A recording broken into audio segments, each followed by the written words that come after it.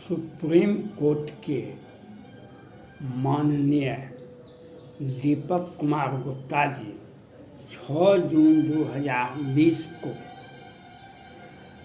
3 साल की लंबी सेवा देने के बाद अवकाश ग्रहण किए थे। रिटायरमेंट लॉकडाउन में हुआ, लेकिन जाने के समय एक वीडियो पोस्ट किए थे। उन्होंने अपनी वेदना इजहार किए थे। उसमें उन्होंने कहा था, जिस तरह से सुप्रीम कोर्ट के बड़े न्यायाधीश गोगोई साहब, काटजू जी और अनेकों या सभी जब अब सुप्रीम कोर्ट से रिटायर करते हैं तो कोई न कोई पद केंद्र सरकार से अपेक्षा करते हैं और केंद्र सरकार भी देती है। जैसे गोगोई साहब को राज्यसभा भेजा गया, काटजू जी को प्रेस परिषद का अध्यक्ष बनाया गया और अनेकों आदमी को दिया गया जो सुप्रीम कोर्ट से अवकाश ग्रहण किए। लेकिन दीपक गुप्ता माननीय सुप्रीम कोर्ट के अवकाश प्राप्त न्यायाधीश दीपक कुमार गुप्ता जी ने कहा, हम कोई भी पद केंद्र सरकार द्वारा नहीं लेंगे, क्योंकि वर्तमान केंद्र सरकार एनडीए की सरकार माननीय प्रधानमंत्री नरेंद्र मोदी की सरकार ने न्यायालय और केंद्रीय संस्थान का अधिकार का हनन किया है। इन्होंने तहस नहस कर दिया। सुप्रीम कोर्ट के अधिकार में जो भी निर्णय देते हैं उसे लागू नहीं करते हैं। ये सरकार का दुरुपयोग है। सरकार की सोचने की क्षमता, हम बहुमत में हैं, सरकार हमारी है, इसका गलत असर होता है। आज बिहार में माननीय सुप्रीम कोर्ट के वर्तमान मुख्य न्यायाधीश रमन्ना साहब से मेरा अपील है और सुप्रीम कोर्ट के सभी वर्तमान न्यायाधीश जी से मेरा अपील है, आपको विधिवत सूचना दी गई थी 2020 में सृजन घोटाले के सबसे बड़े आरोपी को लोअर कोर्ट और वैकेंट कोर्ट से जमानत हो जाता है। ये बिहार की घटना है। बिहार की घटना है।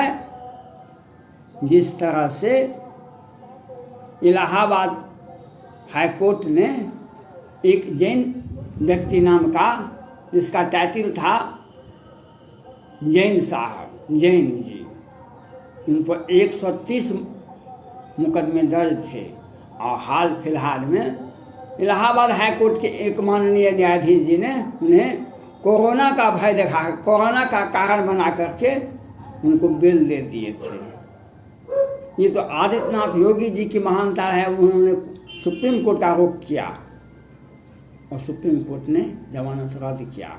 इसी प्रकार से बिहार में सृजन घोटाले के सबसे बड़े आरोपी को लोअर कोर्ट और वैकेंट कोर्ट से जमानत मिल जाता है, लेकिन न्यायालय है, सभी न्यायाधीश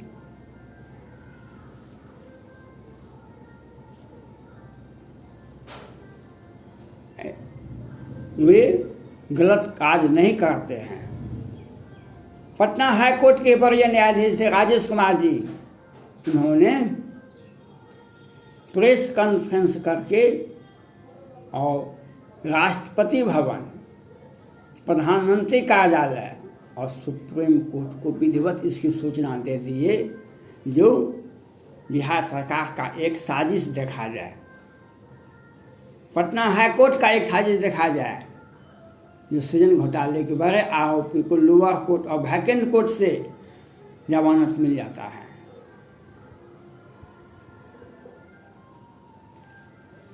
आज भी वह व्यक्ति जमानत पर है। आज भी आपने मोहम्मदपुर बेनीपट्टी मधुबनी जिले की घटना का बात सुने होइएगा। माननीय सुप्रीम कोर्ट, वहाँ पर एक फौजी परिवार के 5 सदस्यों की हत्या होती है, 6ठा व्यक्ति हॉस्पिटल में भर्ती है। आज तक 29 मार्च 2021 को की घटना होती है। उसमें नवीन झा, प्रवीण झा मुख्य वही रावण सेना संगठन के अध्यक्ष हैं, वह पहले भी हत्या किए थे, लेकिन बिहार सरकार मैनेज करके सैकड़ों अपराधियों को जमानत दे देती है और मैनेज करके बिल दिलवा देती है। शराब केस कांड में भी बिहार में पटना हाई कोर्ट के बड़े न्यायाधीश थे, उन्होंने उनके यहाँ एक जमानत के लिए अपील किया। डेट हुआ हाई कोर्ट में और उस दिन उनके वकील नहीं गए। माननीय न्यायाधीश जी ने उस वकील साहब को बुलाए, कहे कि जमानत पर तारीख था, क्यों नहीं आ पाए? कहा कि सर निचले अदालत में हो गया। तो उन्होंने टिप्पणी की, लगता है बिहार सरकार साजिश के तहत और बिहार पुलिस और बिहार सरकार मिलकर के शराब बेचती है। उन्होंने टिप्पणी की। सृजन घोटाला में ये बात है, ये शराब कांड में 25 व्यक्ति इसमें शराब में जहरीली शराब से मर गए। और तो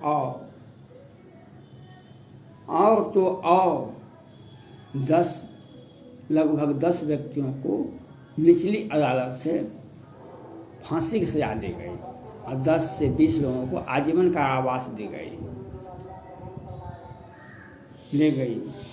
और शराब बिहार में प्रतिबंधित है शराब, लेकिन बिहार सरकार के जो सानिध्य में है, उन्हें बिना पैसा का ही बहुत बड़ा बिजनेस, करोड़ों अरबों का बिजनेस हो जाता है और गरीब बेबस लाचार व्यक्ति को फांसी की सजा होती है, जेल की सजा होती है। आपने पटना में भी देखा होगा, बेली रोड पर जब 2 कार में टक्कर होता है तो उस कार से शराब की बोतलें आधा मिलता है। कल भी आपने देखा होगा वीडियो में, एक थाना के मुंशी, पटना जिला का ही बात है, शराब पी रहे हैं। और बिहार सरकार, बिहार में रूल ऑफ लॉ है। मैं माननीय सुप्रीम कोर्ट के मुख्य न्यायाधीश से अपील करना चाहता हूँ, रावण सेना संगठन के अध्यक्ष नवीन झा, प्रवीण झा पहले से हत्या किए थे, उनको जमानत कैसे मिला? ये जो 5 व्यक्ति की दिन दहाड़े हत्या होती है, उसमें संजय सिंह उसी परिवार का था। उसको हरिजन एक्ट में बिहार सरकार फंसा कर जेल भेज देती है और बिहार पुलिस, बिहार सरकार वहाँ नहीं जाती है। पूरा मीडिया में कहीं भी बदबू भी नहीं निकलता है। ये बिहार सरकार का साजिश का हिस्सा है।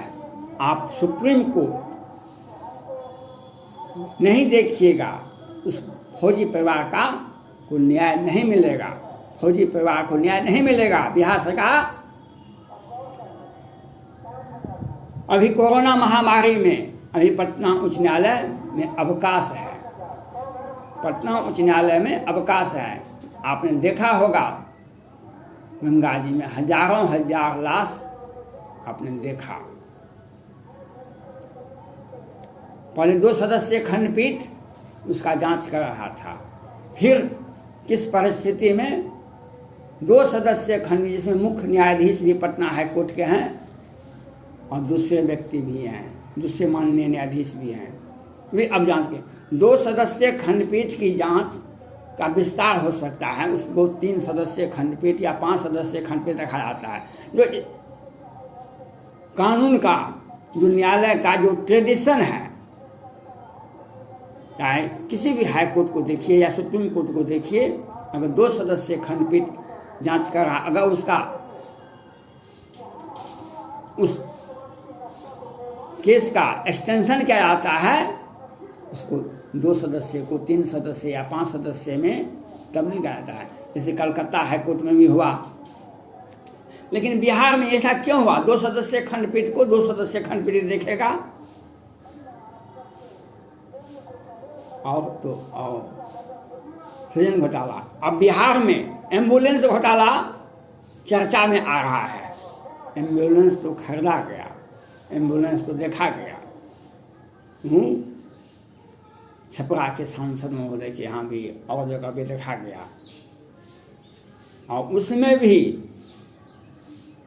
बिहार विधानसभा से पास और बजट से बिहार सरकार के बजट को देखा जाए तो किस साल के विधानसभा में, किस सत्र में, किस साल के बजट में वेंटिलेटर खरीदा गया। हजार करोड़ का वेंटिलेटर खरीदा गया।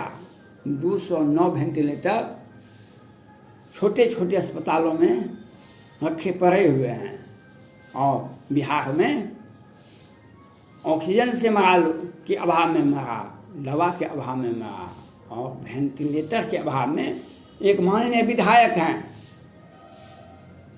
ऋषिदेव जी, उनकी पत्नी मर गई और कहीं से भी उनको वेंटिलेटर नहीं मिला। जबकि 209 वेंटिलेटर जिसका हजार करोड़ दाम है वह बिहार सरकार खरीदा, उसमें कमीशन आ गया, अब वह रखा हुआ है। अब बिहार सरकार फैसला कर दिया है प्राइवेट हॉस्पिटल को दे देंगे, एक में खरीदे वो कमीशन आया, अब उसको फिर बेच देंगे, फिर नया कमीशन आएगा, और हजार करोड़ का ये बिहार सरकार का घोटाला दर है। आपने देखा माननीय सुप्रीम कोर्ट ने जब संज्ञान लिए थे 2019 में बालिका गृहकांड मुजफ्फरपुर में, तो कहती है बिहार सरकार हमने पकड़ा है। पकड़ा तो था सुप्रीम कोर्ट और संज्ञान लिए सुप्रीम कोर्ट। बिहार के किसी भी अखबार में, मीडिया में कभी भी नहीं आता। सृजन घोटाले में 3-4 हजार करोड़ का घोटाला हुआ है, और उसमें एक भी FIR मंत्री पर नहीं होता है। बिहार सरकार कहती है हमने पकड़ा है, ये तो खुद घोटाला की है। बालिका गृहकांड, मुजफ्फरपुर को बालिका गृहकांड बिहार सरकार के साजिश के तहत हुआ है। मधुबनी के बेनीपट्टी में फौजी परिवार की हत्या बिहार सरकार के साजिश के तहत करवाया गया है। रावण सेना संगठन के अध्यक्ष नवीन झा, परवीन झा के द्वारा। ये सभी अपराधी पर परिणति के व्यक्ति हैं। हम सुप्रीम कोर्ट से माननीय सुप्रीम कोर्ट के मुख्य न्यायाधीश से मेरा अपील है, बहुत केस में केंद्र सरकार आपके निर्णय पर आपत्ति जताती है, उसको लागू नहीं करती है, लेकिन आपके ही न्यायालय में, आपके ही हाई कोर्ट में बिहार सरकार, Calcutta high court, Maharashtra high court में सरकार की छवि, सरकार न्यायालय की छवि को धूमिल करने के लिए लोग बैठे हुए हैं। और बिहार सरकार ये सारे मामलों पर चाहे मधुबनी का बेनीपट्टी का मोहम्मदपुर गाँव हो, जिसमें 5 एक ही सदस्यों के 5 परिवार के सदस्य और जो BSF का जवान होता है उसका हत्या,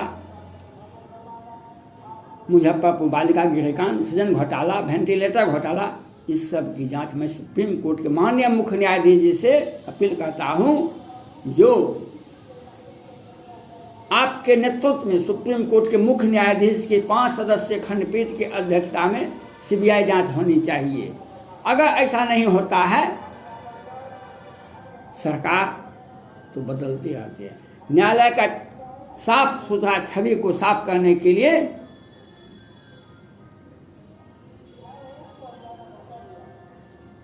आपको ऐसा करना चाहिए। ये बात धर्मशास्त्र में भी, न्यायशास्त्र में भी, रामायण में भी, गीता में भी कहा गया है। जो आप जब रावण का नाश नहीं होता तो आज कोई सीता सुरक्षित नहीं रहती है। बिहार सरकार के सौजन्य से ही मोहम्मदपुर मधुबनी का कांड हुआ है। बिहार सरकार की साजिश के तहत ही सृजन घोटाला हुआ है। बिहार सरकार की साजिश से ही बालिका गृह कांड हुआ है। धन्यवाद।